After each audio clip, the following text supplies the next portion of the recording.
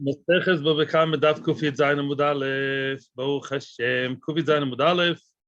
We are now starting Little Nishmas of Imoyri Menachem ben Akiva ben Yitzchok. The Rafua Asos Bas Moshe Rus Bas Sholem Lofas Esther Fuma Bas Shoshana Malcha the Rafua Savrom Shmuel Avrom ben Yudis Yudis Bas Rivka Lea Bas Tomo Besoch Shal Chol Yisrael. Norman Smith, Bezel Shem should be well. Now the Gemara, Norman Crow should be well. We said yesterday that if a person snitches, if a person achvuy, if a person shows without doing anything physical, a person shows the authorities, the bad kind of authorities, the authorities you don't cooperate with, or the gangsters or the mafia, whoever wants to take your money illegally, and a person shows them his friend's assets and says, look, he has money, go to him, that is considered to be Garmi. That is the middle level of Nezikin. It's not Nezik B'yadayim, of course, but it's not a complete Goma, it's Garmi. Then you had the story in which Rav Nachman actually told the person who motioned and showed the assets of Reish Galusa to Goyim, and he said, you have to pay. And then we had the question, why did Rav Nachman say that he should pay? And yesterday, I didn't yet explain it well at all. Yesterday night, I saw Meforshim, Ramban, the whole story. And I'll explain to you now, I dina iknoso, the very, very part, first, the top of the page, the beginning of the page. I dina iknoso.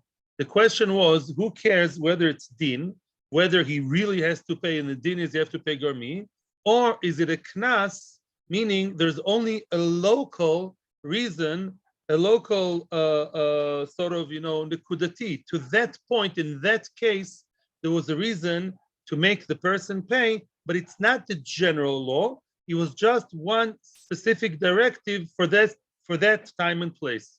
What's the difference? Yeah, the question came, who cares whether it's this or that? Because we said there's a difference. What's the difference? Omerle, he told him, dina gamrinan mine. If you say it's a din, what does din mean? Din means it's halacha. If the din says that garmi has to be paid, then garmi is as bad as ma'ase b'yadayim, and you have to pay always when it comes to garmi. All types of garmi you have to pay. Give me another case of garmi. A person who burnt his friend's check. He burnt the check, so he did a ma'ase b'yadayim, but not on the money, only on a check. The check that says 50,000 shekels. That is garmi. So now, if you say that Garmi has to pay not only over here, but it's a din with you Garmi in a very severe way, then all Garmi should be the same.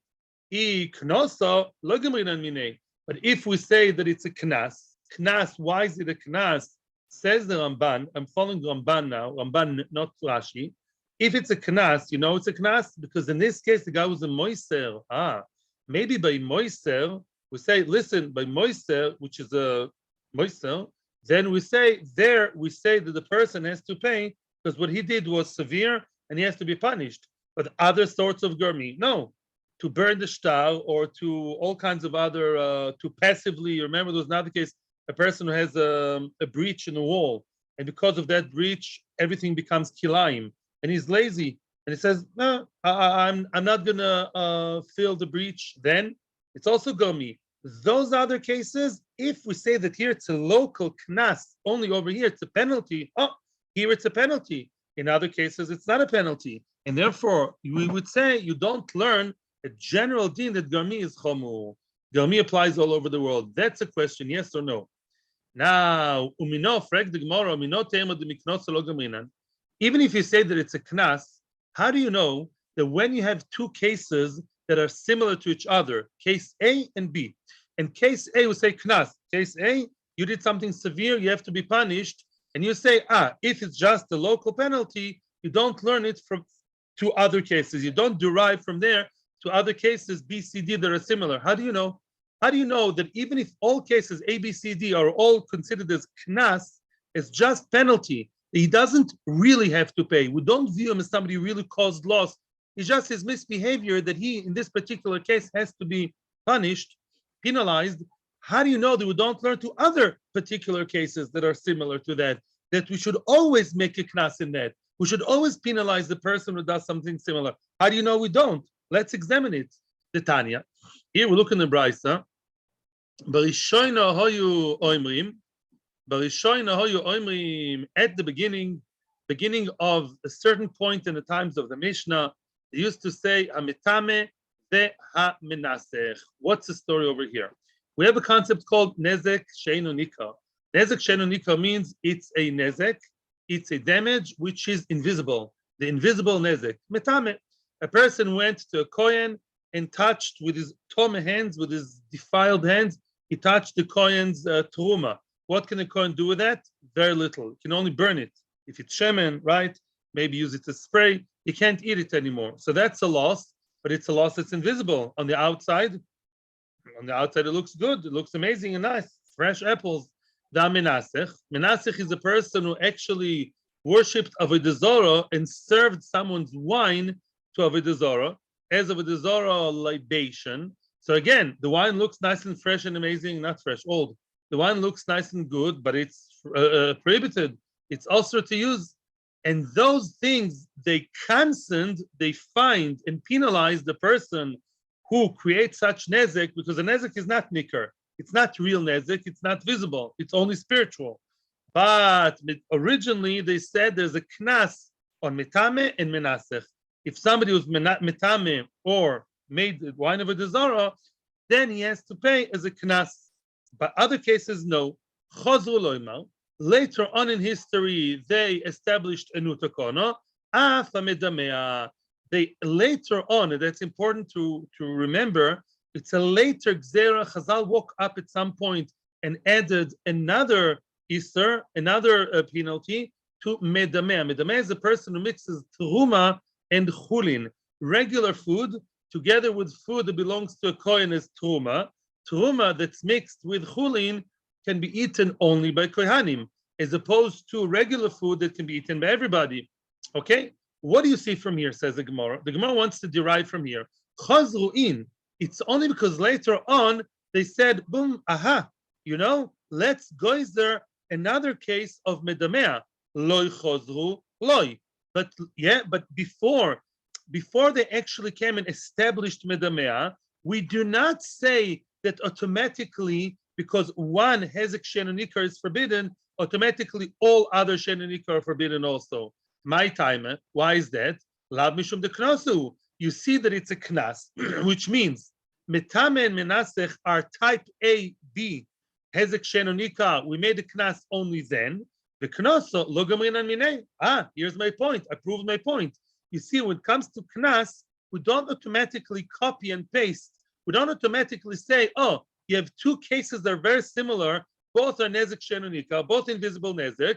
We don't say, listen, if the guy was metame, then automatically I'm going to learn medamea is the same. We don't say that. We take it one by one. Tosfos asks the question, why really didn't we? What do you say? Why didn't we really say that you geyser on all of them together? Says Tosfos, that was the case. Chachamim only gazer, they only make a decree gzera if the case happened. It happened to be that Mr. Soshmo Bo Blo Poloni Almoini, someone was metame. They were geyser and metame. That's it. Menasech. Medameh just never happened. So knas, you only treat as you go along. As you go along. If the case happened, you koines. Oh, another case happened, you koines. But we don't. What? I don't think so. No, I don't think so. You think all the people who were medameh the 5 years? Let's say no. I doubt it. I'm afraid I don't think so. Yeah, answers. But you see that knas does not automatically apply and spills over from one case to the other. Oh, that's my point. Says the Gemara, not necessarily. You can't necessarily prove your point. You may be right, but not necessarily. Why? I have another explanation why the Gzera took place in 2 installments, why they staggered it like that. At the beginning, they thought, at the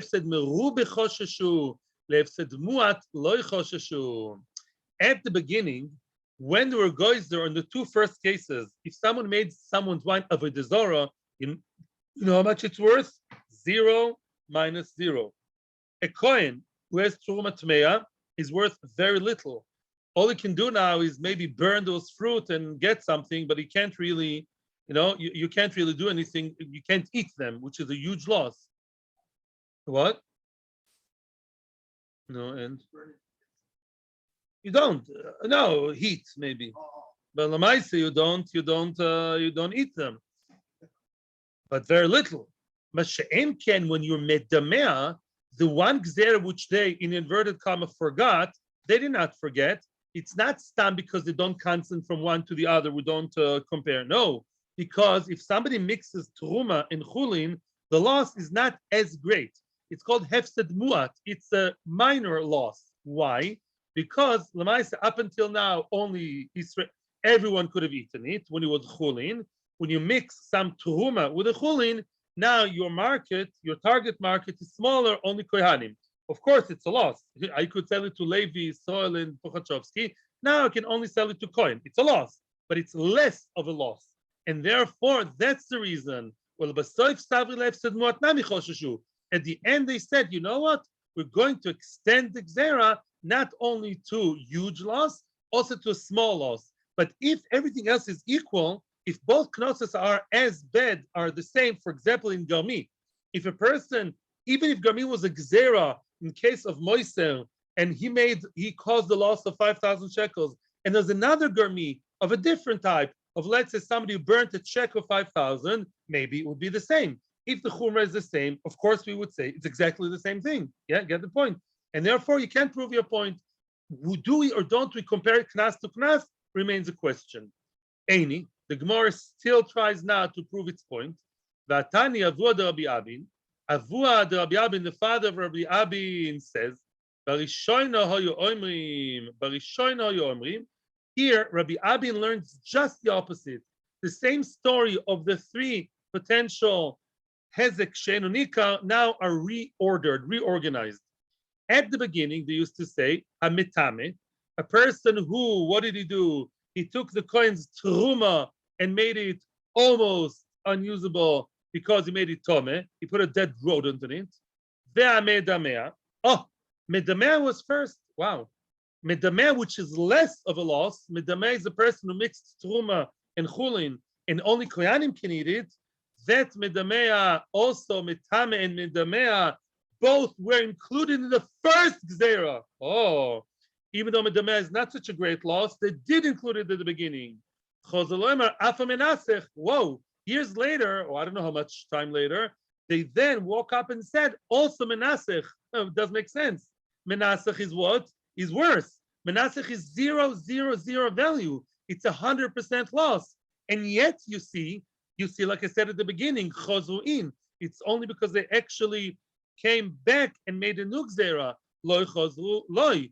But if they did not do, had they not be goizer the new gzera, we would not automatically, logically derive one from the other. My time, why? Lav mishum de loy geminan miknoso. You see, when it comes from knas to knas, we don't automatically apply one knas to the other. Oh, so you see, I'm right.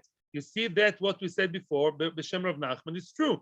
If you have a knas, a penalty in one area, even though there's another similar but different area of the same style, we do not make a knas on the other one. And says the Gemara, loy, that, and here you can't say chumra, because fakert, it's not the chumra, the second one is more chumur. So it's not like, they didn't think about it. Fakert, they should have done more. Elama, you see, there's a rule. Knas to knas, we just don't learn from one to the other. Each one to its own. And it says, Gemara loy, no, not necessarily. Here too, there's another explanation. I'll tell you why here they made the knas at the beginning about X, Y, and then at the end, and only at the end, they made a knas on the more severe one, which is menasech. I'll give you a whole different reason, and that reason has to do with our good friend, Mr. Kimley. Kimley is back, the return of Kimley. Mikora. Mikora. 1 second. Focusing on nas, fine, and not din, not law. Right. Obviously.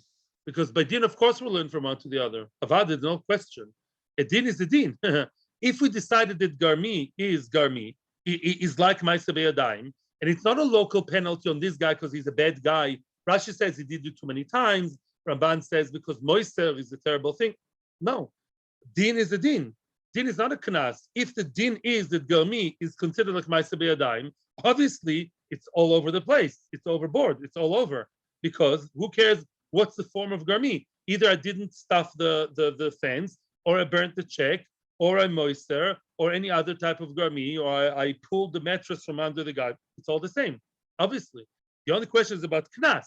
Because knas usually tend to be more local, more localized to this case, then we have a question. Do we leave knas localized, or do we say that knas too, we can derive from one knas automatically and paste it to the other knas? That's a question. Answers Gemara Loi. May call Sabri Rabbi Abin. You know what was the thought process of Chazal about menasech, about a person who actually takes someone's wine and uses it for avodah zarah purposes? You know why at the beginning we were lenient and then we were more machmir? I'll tell you why. At the beginning, Sabri Rabbi Abin. At the beginning, they thought like Rabbi Abin. But Sabri Rabbi Yirmiyah. And at the end, they thought like Rabbi Yirmiyah. At the beginning, Sabri Rabbi Abin. At the beginning, they thought like Rabbi Abin. What did Rabbi Abin say? Listen to this. Dama Rabbi Abin. Said Rabbi Abin. Now we have a question regarding Kimle B'Rabbi Minei. Zohar Chetz, we're talking here about Shabbos, and soon we'll go back to the Zohar story. A person threw an arrow, or shot an arrow, mitchilas arba, from the beginning of Daled Ames Ulasoif arba. Let's say a person shoots an arrow in the middle of the street on a holy day of Sabbath from 1 point, all the way to 1 point plus 4 Ames. What is this? Chayev Doraisa. A person knows it's Shabbos, Chayev Skila. Now, the Kor Shiroin Balichosoi, as the arrow was flying, that arrow, by mistake, whoopsie-daisy, that arrow tore someone's fancy clothes, someone's silk shiroin, silk scarf. As he was flying on Shabbos, the arrow, but did not yet reach the destination. On the way there, potu. Why potu? Why you potur? Wait a second. Potu on what? On the shiraim. I don't have to pay. The owner of the silk scarf, the owner of the silk item goes crazy and says, you pay me. And I say, no, Kimle b'Rabbi Minei. Kimle b'Rabbi Minei. He was in the middle of the flight. It was not upon arrival. As I'm sure you all know, in Shabbos, when you take an object from point A, Daled Ames, all the way to point B, the point where you're actually chayiv is only when it reaches the ground, reach the destination. Akira and Hanocho. Yeah, you take an object from your house on Shabbos from the street, and then you take it to Rishus Harabim, as long as you walk around in Rishus Harabim, and that's what you have to do. If you're stuck in a place where there's no eruv, and you realize, there's a tissue in your pocket, don't stand anywhere in Rishus Harabim. Keep walking, yeah? And then you start to throw it, there's other solutions. Why? Because you only chayiv once it's rested. Hey, wait a second. This arrow did not rest when it hit the shiraim. Let's say this hand of mine is the shiraim, and this hand is the arrow. At that point, it was still flying. So I'm not chayiv. So why do you say that I'm potur? I'm not yet obligated mitzad skila on Shabbos, so I'm a potur already on the silk scarf.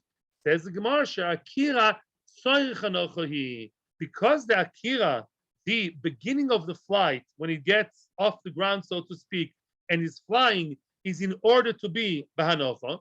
It's on its way to rest, to land. It's already considered as if it's landed. U'mischayv benafshoi. Already at the beginning of the flight, since we know for sure, and it's on its way to what? To land. It's on the way to landing. You're flying to New York. You know that soon you'll land in New York. So you're on your way there already. It's considered already at the beginning of the process that you're doing an act that's chayav misa, and you're exempt on the money. What does that have to do with us and with the wine bottle? Oh, explains the Gemara. Wait, no, let me explain.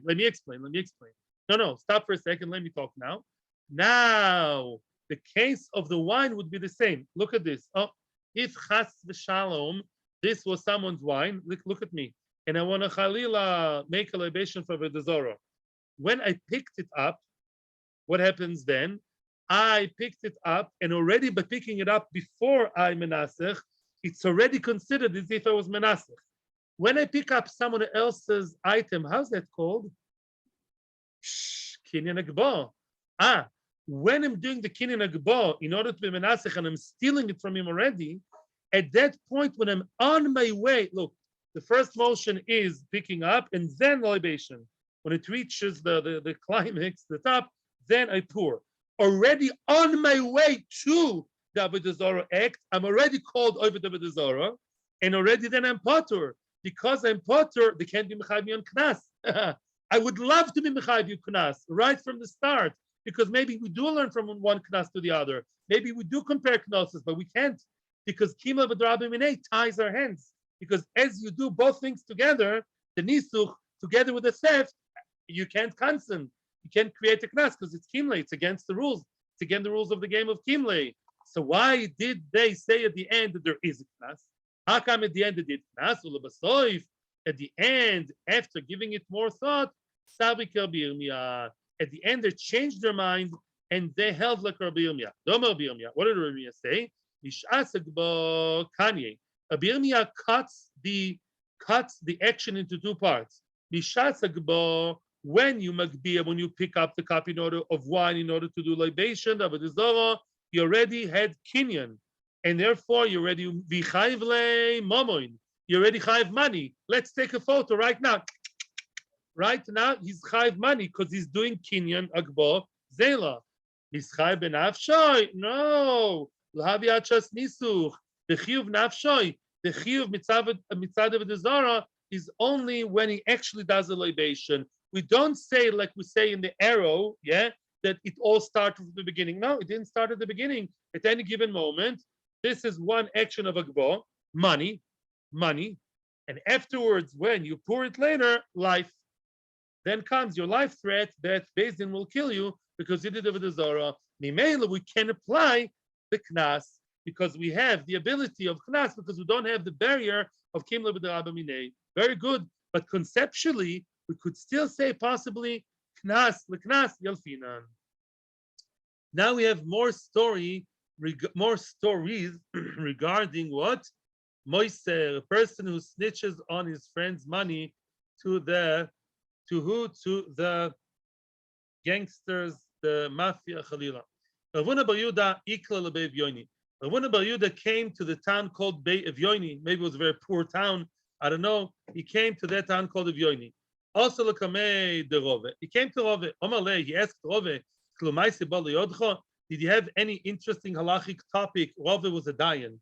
Did you, Rove, as a dayan, did you have any halachic issue that you want to discuss with me? Omalei, yes. Israel shansu oivdei kochovim. There was a Israel that was forced by oivdei kochovim, by force. And he showed his friends money.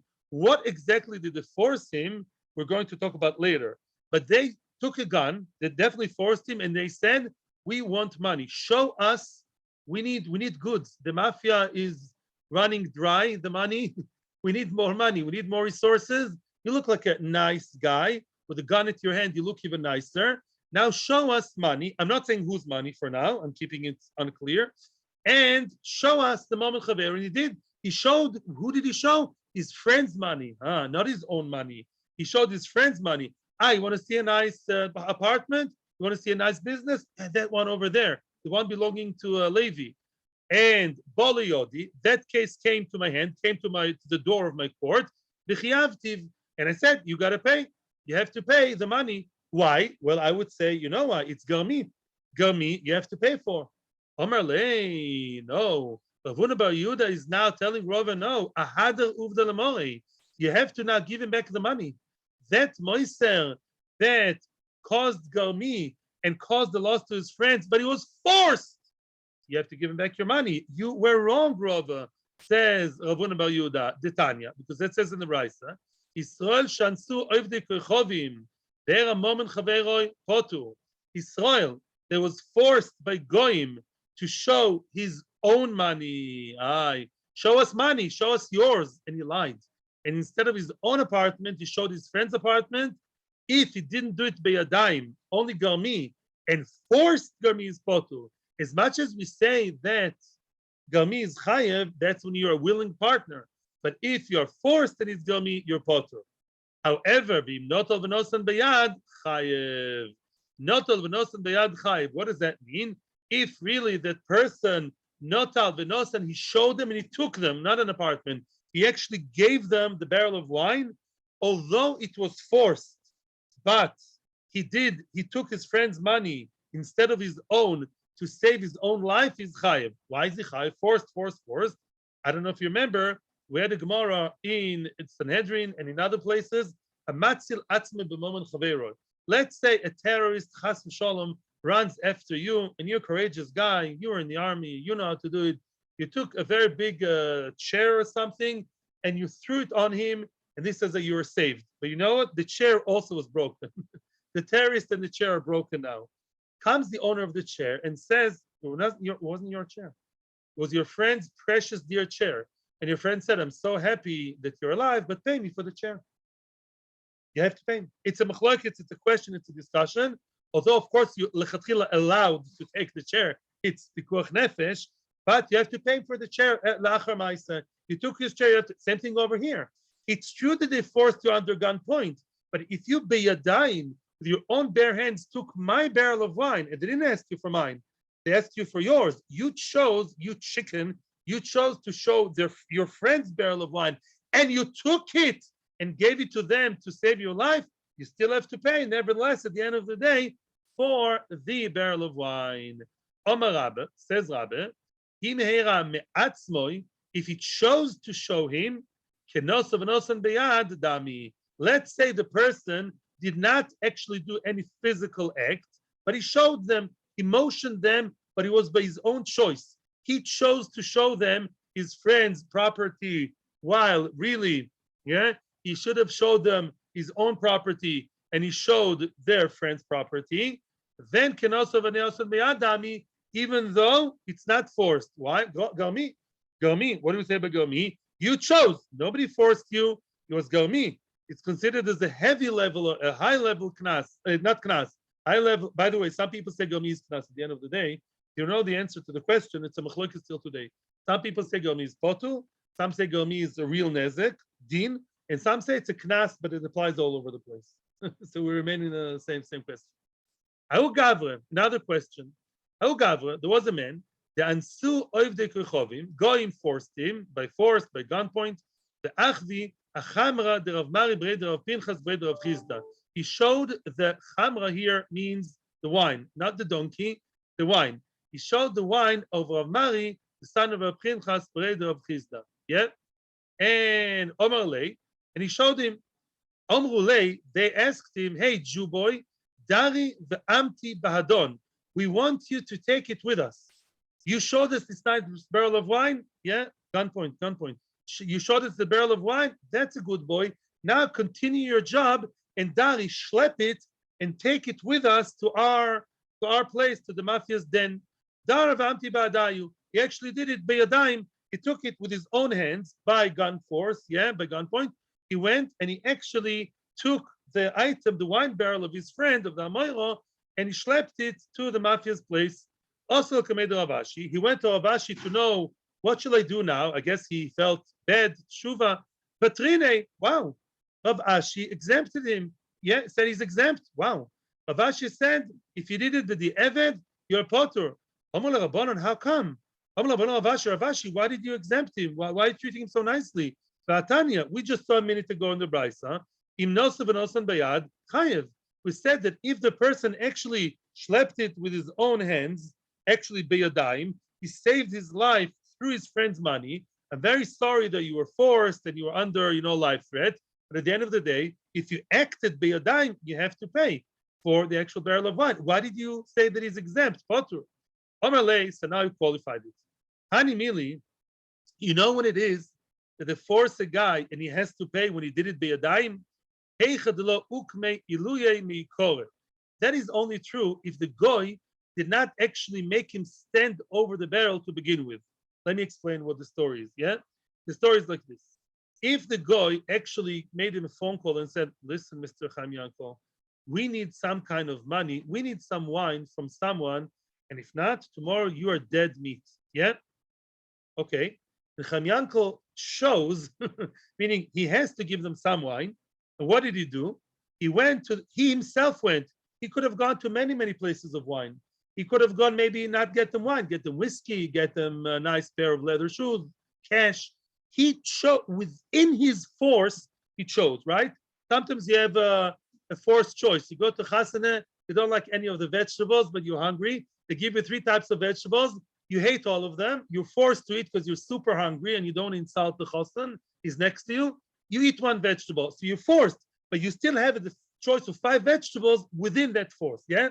Here they asked him, they didn't stand there. They told him, begadol, generally, give us money, give us wine, give us something. Within that, he chose to give them the wine. That called that he had some level of choice. And on that, if he actually schlepped the wine himself, he's chayiv to pay the wine owner. However, aval, over here, that was not the case. When the goyim already told him, listen, we know that there is a barrel of wine, we like that wine. The mafioso says, yeah, that little Chardonnay, beautiful bottle from 10 years ago, they made him stand on that specific barrel of wine. Mikli kalye, it's already as if it's burnt, which means if they told him, you are forced, if not, we kill you. We know where you live. We'll put a bomb under your car. If you don't give us this particular barrel of wine, there's no choice whatsoever. And that barrel of wine is already burnt, which means once the mafia set their eyes on that barrel, no way you can get it out of their hands. Later on, Chaim Yankel, the poor guy, schlepped it with his own hands. It's nothing. He's already, says Rashi, very nice. He doesn't take the barrel, the wine owner's wine. He's taking the mafia's wine. Because once the mafia already put their eyes on that barrel particular, it's a gun. It's miklakali. It's a goner. It's a done deal. It's a, we say in Hebrew, mischak machu. The game's over. What he schleps now is only a technicality. And therefore is not chayiv on that. That is potu. Eiseve, still another question on the same item. Eiseve Rabbi Abba Ravashi. Rabbi Abba asks Ravashi. Listen to the following brisa. Omer loy anas, some kind of robber, the anas asked a nice guy, Oishitli pekia amir zeh, please hand over to me that bundle of cereal, of wheat or barley, or eshkolonovim zeh, or please hand me that what cluster of grapes that belong to another guy. The Hoishitloy, the Jew, extended his arm and gave the mafioso goy, gave him what? Gave him that particular item that he wants. Chayev, the Jew has to pay, but that's against what you said. Because you told me before, right, that if the guy has his eyes set on one item, it's already a gun, it's already a lost case, right? And Mimela, if I technically hand it to him, I'm potter. I'm just being like a robot. I'm not the one initiating that giving. So why is saying over here, Chayev? No, there is duress. There is duress. Anas is duress. Because he's a robber. We know it's duress. If you don't do what he says, you don't want to know. Yeah? Maybe in England, there's no crime. Everyone is nice. I don't know. Yeah? So then, answers the Gemara. And you know the story's over here. That's a different story. The mafioso and the cluster of grapes are on the 2 sides of the river. As mighty as he made, the mafioso doesn't know how to swim. He has no boat. He has no access, technically, physically, he has no access to the item that he wants to steal. And therefore, you made it available for him. That's not just technical. It's true that he has his eyes set, but if you're not there, he would have gone later to another place. He would have given up. You are the one and the only access he has to the stolen goods. And in that case, you're chayiv, even though he set his eyes before. The Jew that did it is chayiv. Daikanami. The Gemara says it's also meduyak. What I say is also meduyak. That what? It's meduyak. The ktani. Meduyak means we see it from the words of the brisa, from the phraseology of the brisa. The ktani, the brisa says, hoishit. Veloitani 10. Shmamina, Yitzchak Rachenberg. How do you translate hoishit? And how do you translate 10? Hoishit is, I think, to hand over, like to extend the arm. Hand, very good. The hoishit means to hand over like you're further away. Loshit is like that. I extend my arm, yeah? So because it says hoishit, it doesn't say give. Give is when you're closer. Hand over, extend is further away. It says hoishit to hint to us, to allude to the fact that, what hoishit? That really you are talking about somebody far away. if the criminal is far away from the cluster of grapes, from the coveted goods, and you are the one who made it available, so even though you're forced, but you are a more active part, you are a pivotal person in the story, then you have to pay because Garmi plus Maaseh Beyadayim, you're forced, even though, not Maaseh Beyadayim, it's like Maaseh Beyadayim, excuse me. It's Garmi, but that it's, sorry. Let's summarize. In the case of the cluster of grapes, you did Beyadayim, right? And you were pivotal. Without him, you couldn't have managed your chayv, right? Also, if you did Maaseh Beyadayim, and they told you, it was a phone call, it was a general conversation, give us something, and it's not your dead meat. And you chose, and you gave them Beyadayim, that barrel of wine, or those leather shoes, or those fancy things, then you're chayiv. If it's Garmi, the oines you're potter. Garmi by choice, you're chayiv. The only case you're potter is Garmi and the oines. 2 plus 2 is 4. If it's not Beyadayim and you are forced, yeah, then you're potter. Okay? Because it's like already too many mitigating circumstances, mitigating factors. Next case. Or you also potter if there was already, they chose it before you. Ahu Shuta, another case about somebody who gets the wrong people involved and gets, sometimes it's the government even, which we don't get involved. Ahu Shuta, there was a trap. And believe it or not, 2 people were fighting over the trap. They were hunters, maybe. It was a very good trap for animals. They like to trap maybe fish. It's a fishing rod, fishing net, or it was another trap. And for them, it was very valuable. And it was not in anyone's possession. It was in the street. It was in no man's land. And now that shuta, that they fight over it. Hi Omar Didihu. One of them said it's mine. The Hi Omar Didihu. The other one also said it's mine. Each one said it's mine. Similar to the case we'll see later in Bav Metzia. But now nobody's holding it. It's in the street. Ozel Chad Minayu. One of them went. Umasro lefarhagna de Malka. He gave the whole thing over to the tax authorities. He says, I'm fighting, you're fighting. Let's go to the tax person, and the tax people, they will take it. Okay? Which means he said, like Samson, I will die together with you. Nobody will have it. Not me nor you. The Farhanga will have it. Omar Abaye. Now the other guy, let's say Reuven is the one who got the government involved, and Shimon is angry. Shimon says, no, leave it to us to fight it out. Why did he give it to the government? Well, let's leave it as, and we can maybe sort it out. Omar Abaye says, Abaye, Reuven is right. The one who gave it to the government, Yochel can say, I know, when I gave Kimasri, what I gave, Didi Masri, I gave my own thing. I think it's mine, as far as I'm concerned, it's mine, and I gave mine. Or you think it's half-half? I gave my half. No, are you saying it's your half also? No, I know it. No, it's only mine. I keep fighting, and my fight now went to who? To the other guy. I gave whatever is mine to him. Omarle, and by the way, soon we're going to compare it to another case, which we saw in Bava Basra. Omarle Rove, one minute. Omarle Rove, says Rove to Abaye, no, the kol kamine, ma pitom. How come he has permission to do that?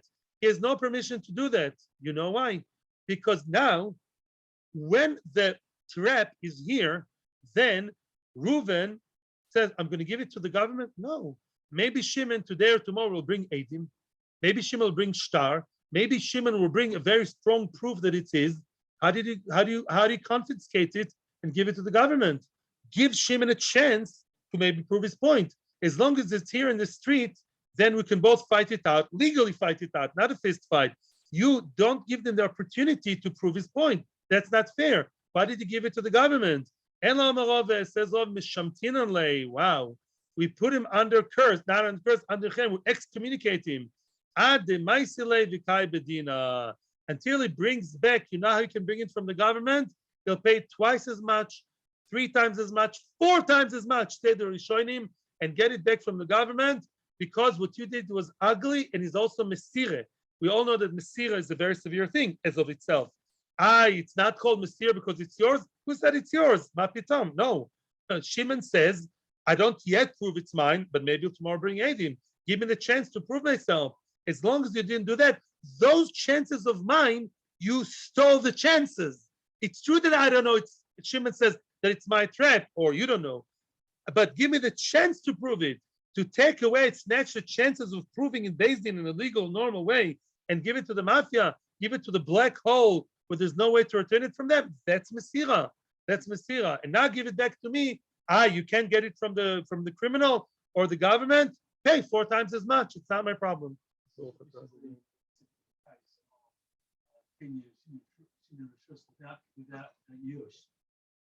Excellent, excellent, excellent, excellent. There was no use. Beautiful.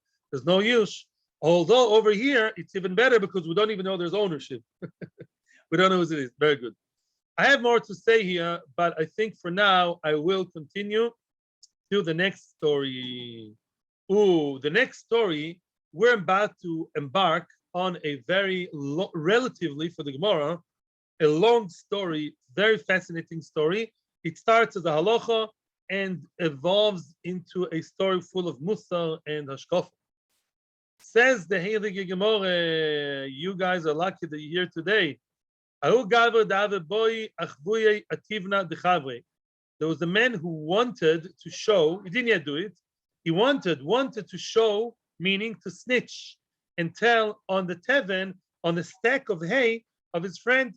He wanted to tell somebody, the government or the mafia or the police or whoever the bad guys are, he wanted to show them the teven. What's the teven? The hay of his friend. Also, he went to Rav before he acted and actually snitched on his friend and Moisel. He went to Rav. Rav was a dayan and was a very major amoira in Bovel. He came to ask him a shaila. Omar lei lo tichvi v'lo tichvi. Rav's psak was clear twice. Do not show and do not show. No way. Do not snitch on your friend's teven to nobody. Don't take it away from him indirectly. Garmi osir. Omar lei, listen to the guy's nice, respectful response. Machvina umachvina. He's telling Rav, yes, I will show. He's absolutely, insolent. He's absolutely insulting to Rav, chutzpah, and he tells Rav, yes, I will. And the question is, why did he ask the shaila to begin with? I don't know. But once he got, some people go to the Rav to ask a shaila, they want to get the right answer. If they don't get the right answer, they're upset with the rabbi. Why did he say? Why did he ask the rabbi? So then, what happened after that terrible chutzpah? Yosef Rav Kahane Kamei de Rav. At that same moment, Rav Kahane was a very, very, very loyal disciple of Rav. He sat in front of Rav right there. Shamte lekoi minei. He basically killed the guy. He killed the person who is the potential moiser, who's going to be moiser, by breaking the back of his neck. He broke his neck. Why? Says, maybe that's too much. Kari Rav Iluye. Rav gave his bedi'evid consent to the very strong act of Rav Kahane. He quoted the pasuk. What does the pasuk say? Bonaich ulfu shachvu berosh kol chutzos ketoy michmar. Your children, says the Navi, when he talks about a bad nevuah, they are like, ulfu, they fainted, they're fainty, and they lie down in the street, very, lacking power, lacking energy. Ketoy michmar. Toy is like in Hebrew te'o. It's like a wildebeest. It's a wild beast. Yeah. Michmar. Michmar is what? Is the trap. Yeah. Ma toy ze continues Gemara. Ma to ze the te'o, that large wild ox. Kevin shenofel b'michmar ein merach minolov. Once he fell into a trap, finally, what's their names? The hunters, the predators, the hunters, they managed to catch him in the net. They don't show any mercy on the toy michmar, on that animal. Af moment shel Israel, so too the money of Yidden, Kevin Shanofel b'yadav kechovim. Once the money of a Jew fell into the hands of a guy, and merachmin olov, they have no rachmanus on the money and no rachmanus on the Jew. Which means what? Which means that you Rav Kahane, you did the right thing, because we say that a moiser, when you have a shilton, when you have Jewish government and Jewish law, a person is moiser, gives away his friend's money to the authorities, it's considered to be a very, very severe, terrible sin. People don't know how bad it is when you snitch to your friend about taxes. Maybe you can give him mussar, why don't you pay taxes? But to snitch to the government is a very big avera. And that's what he's telling him. I know that that Jew and his money are in danger because this guy who's so mechutzaf and said, yes, I will do it. The guy's dead serious. He will do it. And therefore, the fact you killed him, but the evid is good. Okay. Now, by the way, the Maharsha, I learned this with the Maharsha, the Perush called Maharsha, he says something very nice. Why is the comparison Dafka to the wild beast? Yeah, I saw them in South Africa. Why Dafka? Why not a deer or a hart or anything? He says wild beast is the only animal which is wild, but is also a behema. It's half a chaya, half a behema. So you don't do kisoy adam. When you shecht it, you don't cover the blood because it's considered like a regular ox or cow. And that shows there's no mercy. The fact to cover the blood is to show rachmanus. And from some reason only applies to chayas, the Torah says. That one is no rachmanus because we don't even cover the blood. We shecht it and just leave the blood there. And the goyim chalila would do the same. And therefore, what do you say? It's good that you killed him. Omar le Rav Kahane. The real version here is Rav talking to Rav Kahane, saying, Ada yidna havu parsoy delokat keshlichus domim. Up until now, in Bavel, the ones ruling were the Persians, and they were not so particular if somebody killed his friend. They were not so particular to judge people who killed each other, not so much, especially not if it's a Jewish rabbi. You know, the Persians were generally good for the Jews, yeah? Hashta, now the government has changed. Ika Yavanoi, now we have the Greek people, they're more enlightened, right? The Greek philosophers, the Kapto Shvichus Domim, the Greek, they're very particular. If they find out that the guy was killed, and usually murder is something that's, the police finds out about, the Amri, the Greek, they always talk, when they talk about us, they say, Merodin, killers. They always claim that we kill everybody. So now, you, Rav Kahane, maybe what you did was very good to avoid trouble from the other Jew, but you're in trouble. Hey, the police are on their way. The Greek police, sirens, screaming, yeah, you may be caught and you may end up dead. No, he killed him. He killed him. Rav Kahane killed the guy. He killed the guy that did two wrong things. It was very mechutzav to the Rov, but that's not a reason to kill. He killed him because he was about to really be moister. He said, I don't care, Rabbi, what you say, and I'm actually going to snitch on my friend, although he's risking his friend. Yeah, you don't know the good. Look, excuse me, look at today. A Jew wouldn't pay money, tax money in America, 25 years in prison. Is that insane? Yeah, just for 10, it's worse than a murderer. So things didn't change. So you kill the guy because he's going to be moister on everybody. I don't know. However, the Greek police, the Greek authorities, they may run after you. So I'll tell you what you'll do. Kum, get up, sak le'arad Yisrael. Go and make aliyah. Run away to Eretz Yisrael. Aliyah is always a good solution. However, the kabil aloch, I want you to accept upon yourself the lotikshi Rabbi Yochanan sheva shonin. Full stop. What's going on here? I know that when you go to Eretz Yisrael, you tell me Chacham Rav Kahane. Rav Kahane is the star of the show. Remember the name Rav Kahane. And you, Rav Kahane, what are you going to do now?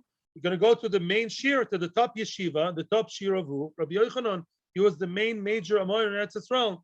I'm telling you, you have to accept upon yourself what? Not to ask questions to Rabbi Yochanan for 7 years. You're not allowed. You should sit in shiur. You think I'm bad? 7 years of North Korea you're going to have. 7 years in North Korea. You were not allowed to open your mouth and ask questions in the shiur of Rabbi Yochanan. Everybody here wants to ask one question, and that is, Farvus, why? What's the punishment? What's the story? Why 7 years? Explains the Maharsha, one of the most beautiful Maharshas I've ever seen, and I've seen many, Baruch Hashem. Listen to this. Rav Kahane was right by killing the guy. Yes, he was. However, did he consult in advance with Rav? No. When you do something, even if you're 99.9 sure that it's right, you always have to ask the Rav, at least formally ask permission, right? Yet you stand in front of Rav Schar, you don't start saying halachas, not even from Mishnah Brura. Why? Not moira halacha b'fnei rabbi. You know about that, right? You can't judge in front of a rabbi. So in that respect, Rav Kahane was lacking something.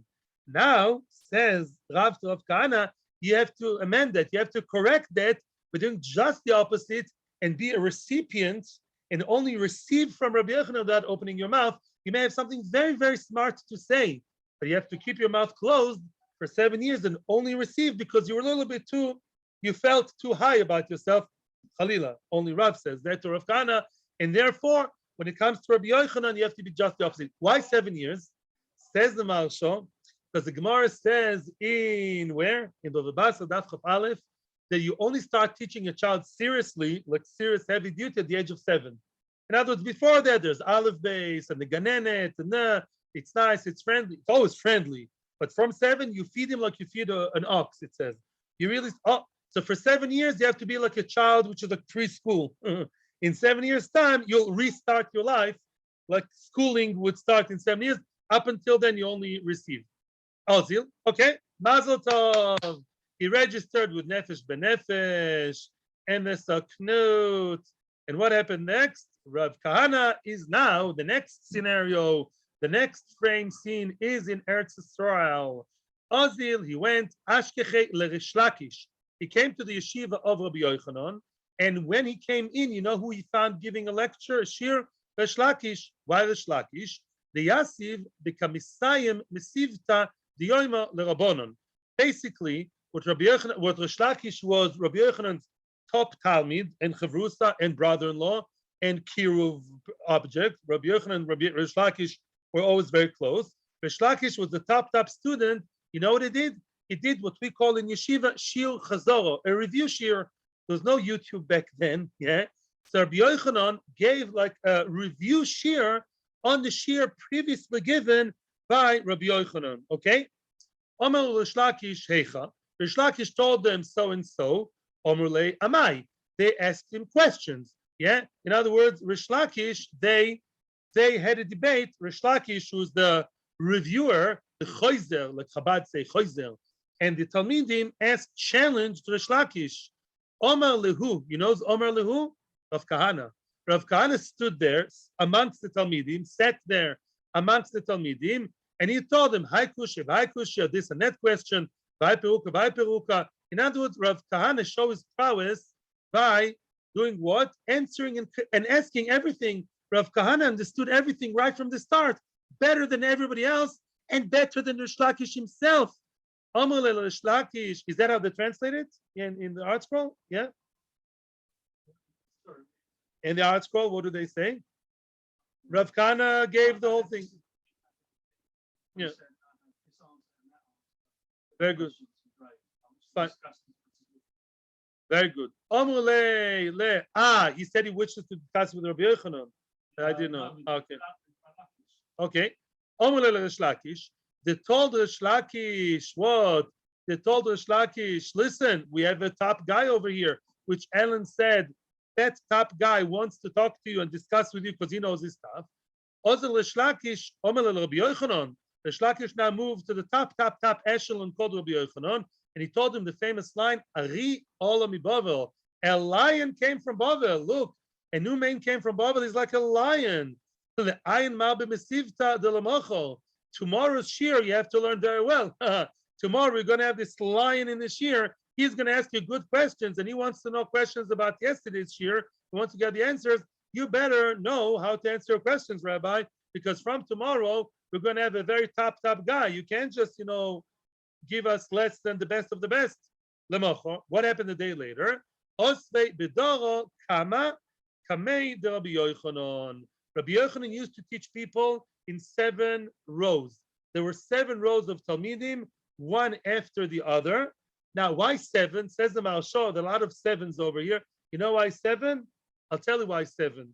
7, says the Maharsha, we know it's a typological number, but there are 7 stages in the person's life, right? Ben Chomesh Lamikra, right? Eser Lamishna, Chamesh L'Gemara, Esrim L'Koyach, Shloshim Lirdoif, Raboim Labina, Chamishim Le'etza, Bina, Seva. There are 7. There are 7 stages, at least when it comes to learning. There are 7 stages. So that's why there were 7 rows. The top row, the front row were the top people, and the back row were like, they're compared to like a little child. They were the lowest level. So now Rabbi Yochanan, relying on Rish Lakish's information, what did he do? He put that line of a man in the front row. Omar Shmaitza. Now he gave over the shiur. Veloy Akshi, and Rabbi Kahane didn't ask anything. Why didn't Rav Kahane ask anything? Because that's a directive he got by Rav Kahane, by Rav. Rav told him, don't ask Rabbi Yochanan. Maybe he could ask the Talmidim, but he didn't ask Rabbi Yochanan himself. Shmaitza v'lo yakshi. another issue, another topic. Didn't ask him anything. I thought he was going to ask good questions. Hey, where is our good, sharp guy? What did he do? He degraded him 7 lines, 7 rows, back, until he ended up. Rav Kahane, who now disappointed Rabbi Yochanan, is now sitting in the back row. Rabbi Yochanan told Rabbi Shimon Lakish, Arisha Marta, the Ari you spoke about, Nasa Shual, he became a fox. A fox is not such a respectable animal, yeah? In other words, where's the guy? You promised me a lion with good questions, with the discussion. I have this person sitting here with his mouth closed so quietly. What's going on here? It's not an Ari, it's a fox. Omar, said Rav Kahane now, Yeherava may it be the will of Hashem, the Hani Sheva Dari, led B'chiluf Sheva Shonin, the Omerli Rav. Now, Rav Kahane is taking the decision to his own hands. And he said like this, may it be the will of Hashem that bizoyan, that belittling that I suffered, that insult that I suffered from going from the top echelon, top row, woo, boom, all the way back to the end row, like a little kid, that should be instead of the 7 years. Yeah. In other words, I got the message. The whole idea was I should be humble and quiet. I was humiliated enough. So now my son, I taught this more yesterday to my son who's 7 years old. It's all about 7. My son asked me, how can Rav Kahane decide something on his own accord? It was a directive from Rav. How can he make that switch by himself? Now, as I'm talking to you, I'm thinking, you know what the answer is? The answer is Rav didn't tell him do it. Rav said you should be mekabel upon yourself. When Rav told him to be quiet, he didn't say, I mitzvah, I command you to be quiet. He said you should accept upon yourself to be quiet. So it's up to his own decision. Maybe that's the answer. Okay. Answers the Gemara. So now he opened his mouth. Now, bam, ba, bam, ba, bam, ba, bam, bam, ba, bam, the return of Rav Kahane. Omer Shmai, Kama Kare. He got up on his feet. Who? Rav Kahane, with new force, invigorated. Omer Lei, Nehadar Mar Bereisha. I'm asking to please be relocated back to the front row. Omer Shmaitze ve'akshi. And then he said that Shmaitze, Rabbi Yochanan didn't yet accept it. Rabbi Yochanan said something. Rav Kahane asked an excellent question. And he was back upgraded to the front row because now he's back on his feet, literally, and now he can actually ask good questions as he's in the front row. Omar Shmaitze, the Akshi Rabbi Yochanan, the Akshi, another Shmaitze, another Sugya, and another good bomb of the questions from Rav Kahane's side. Now he's in the front row. How much further can you get him? Rabbi Yochanan, you know what Rabbi Yochanan did? He did something else now. Rabbi Yosef Asheva Bistaki, Rabbi Yochanan sat on 7 pillows. So Rabbi Yochanan was higher than everybody else.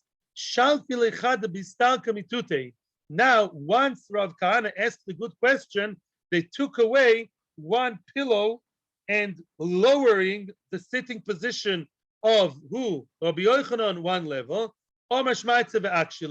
Another question, and another question, and another question.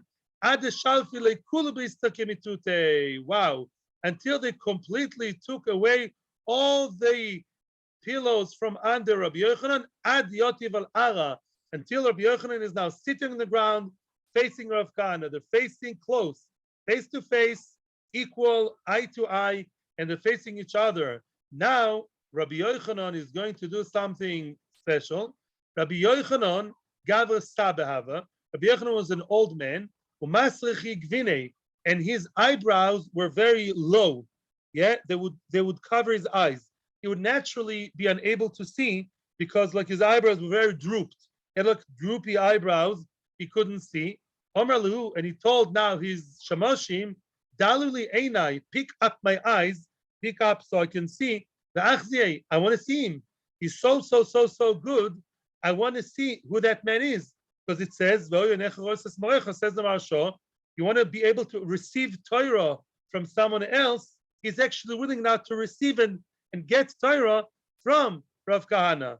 Dolule b'mikhalta de kaspa. They took a mikhalta, like a small stick, like a mikhol made out of silver. And finally, Rabbi Yochanan could see that magical lion of a man that came from Eretz Yisrael, but now came tragedy. Chaza de parte sifvose. He saw that her lips were like crooked. His lips were split. Yeah, but okay. So he thought he thought he's laughing at him. In other words, the mouth of Rav Kahane was naturally always looked as if he's smiling. He had some kind of split, some kind of cleft that it looks as if he was smiling. Cholash daite. Rabbi Yochanan felt terrible. He thought, this man is laughing at me. This man who really proved himself to be so good, he's sitting at me, giving it like smirk, I'm better than you kind of thing. V'nach nafshe, and he died. You know who died? Rav Kahane. Not Rabbi Yochanan wanted to kill him, but Talmud Chochem is makpid. Rabbi Yochanan was makpid on his covet. Rabbi Yochanan was the Gadol B'Yisrael in the Eretz Yisrael. He thinks somebody is making fun of the authority. He had like a twinge in his heart, and then that caused Rav Kahane to die. L'mocho, the day after, Rabbi Yochanan told Rabbanon, did you see what the Bavla do? In other words, I don't know if he knew that he died, maybe he died later. Rabbi Yochanan is saying, look what this man coming from Baba, look what he did. He's making fun of me, of the authority of Eretz Yisrael. No, he was not laughing at you, Rabbi. That's his derech. The way his mouth is formed is like that. Now Rabbi Yochanan, realizing what he did, felt very bad. He went to the tomb cave, to the burial cave of who? Of Rav Kahane. He saw that he saw that there's a snake that actually surrounds that cave, surrounding it with his tail in his mouth. Basically like a closed circuit, closed all over. Omerle, said Rabbi Yochanan to the snake, Achna, snake, open your mouth, so the Rav should go to the Talmud, to the student. Didn't open. Okay, I'm changing my text.